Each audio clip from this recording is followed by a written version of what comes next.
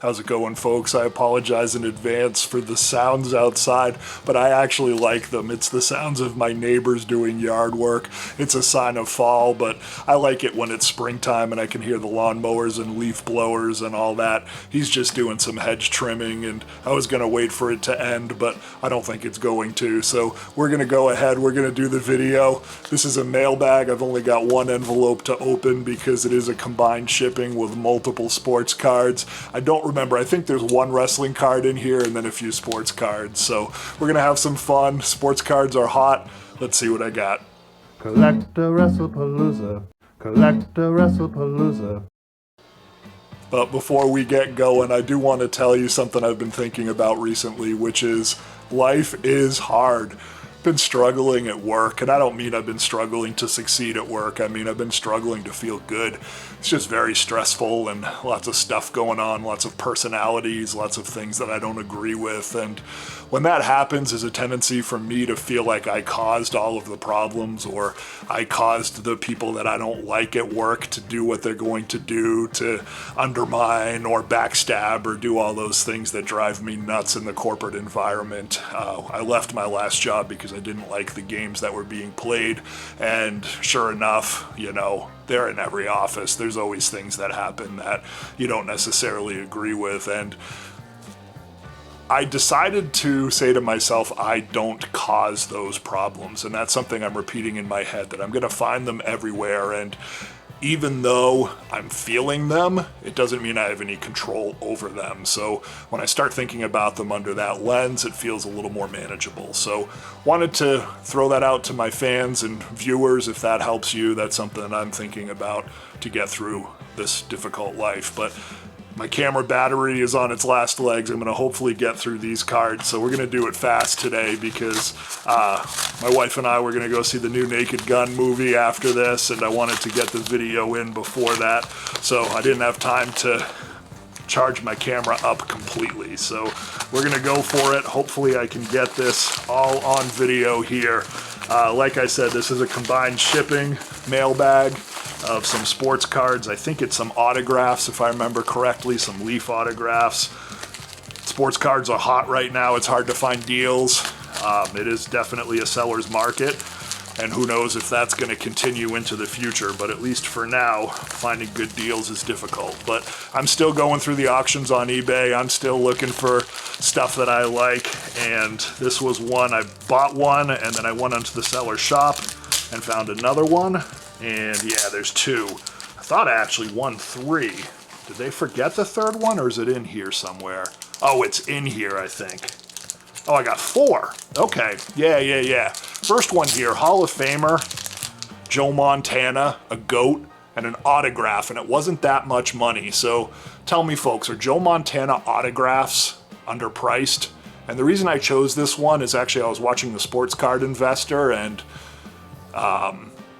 I think it's his son or someone in his shop he was shopping with who said that iconic legendary cards are going to lose value, and that made me want to go and look at iconic legendary cards. And this is not an old card, but it is one of the shinier new cards, but it's a Legends autograph, so it was within my price range, so I picked it up, and it should be numbered, I believe. It did say on the listing that it was numbered, but I didn't see any numbering on the card, but now I do. Yeah, this is out of 5.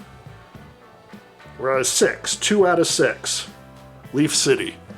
Pretty cool, right? What do you guys think? Leave it in the comments. Tell me what you think of this purchase. Next one here is Raw, but it's Kane. And I think I paid about the same price for the Kane as I did the Joe Montana. Which one is a better deal, right? Kane is a modern superstar, so there's more demand. So the price is going to be higher, and that's the theory, at least, that the Sports Card Investor and his son was saying, is that people don't know Joe Montana anymore, so you lose the demand for that. Kane, everybody knows, a mayor, crossover star, and a WWE legend and surefire Hall of Famer. This one is numbered out of 8, and it is an on-card auto, which I love that about Leaf, even though the brand isn't there. Checks off so many other boxes. On-card auto, low serial number, and really good to look at. Third card, going back buying more UFC. I did look up UFC round 1 prices recently, and holy smokes, they continue to rise. I Did do a video on which UFC cards to invest in a few years ago in the archives. You might want to check that out because I think that was sage advice. This is the legend BJ Penn, who's another undervalued star, in my opinion. Card prices may not be the same as the value of his career in mixed martial arts. He was the first fighter to win belts in multiple weight categories, Brazilian Jiu-Jitsu specialist, and also someone who could throw hands. So, but he's had problems later in life, personal problems, things like that. So I think that that's tarnished the legacy a little bit. This mat is from it says it comes specifically from the event on the card. You always got to read the small text, and this is from UFC 63. So a little piece of mat from UFC 63. Thought that was pretty cool and something to invest in. And one of the reasons I think UFC is still a good investment, and I'm not a professional, so certainly don't take my advice unless you agree, but we witnessed the birth of a sport, and that is amazing.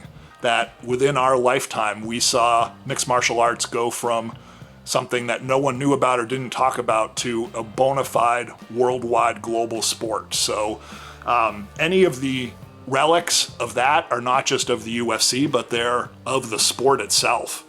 Pretty cool, right? And I just really liked this card. I think this was the most expensive card of the four. Aesthetically, I think it's probably the coolest looking, but it's Goldberg. Goldberg just retired. Cards are hot. This is an on-card auto, and this one is numbered out of, gosh, I don't see, 6. This one's numbered out of 6 as well. It's that same purple one, but it says Warriors, and it's got a cool shot of Goldberg, so I think that was the highest price. So what do you folks think? 4 cards here.